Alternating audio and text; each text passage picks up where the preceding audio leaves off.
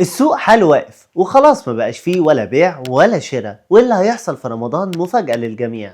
ده اللي أكده سعيد زغلول نائب رئيس شعبة القصابين باتحاد الغرف التجارية، إن سوق اللحوم في مصر بيمر بحالة ركود عام، وده مش في اللحمة بس، ده في أغلب القطاعات. ورغم كده الأسعار في متناول الجميع ومش مبالغ فيها. اللحوم في الشوادر بتتباع بسعر من 270 ل 285 جنيه للكيلو الواحد، وهي شوادر قطاع خاص مش تبع الدولة كمان، وبتبيع لحوم مجمدة بعد فكها. وعلى فكرة قال ان اللحمة دي معرفش مصدرها ايه ولا جاية منين، وكمان قال ان اللحمة البلدي سعرها في المجازر حوالي 290 جنيه بالعظم، ولما بتوصل للمحل بتتباع بحوالي 420 جنيه. والسعر مش واحد في كل حتة لانه بيختلف على حسب المنطقة، يعني في مناطق شعبية ممكن تلاقي الكيلو ب 380 جنيه، انما في المناطق الراقية السعر ممكن يوصل من 450 ل 500 جنيه بسبب الايجارات والتجهيزات وتكاليف التشغيل. المعلومة اللي ناس كتير ما تعرفهاش ان 95% من العجول اللي بتتذبح في مصر مستوردة، سواء بقى من البرازيل او كولومبيا او حتى السودان،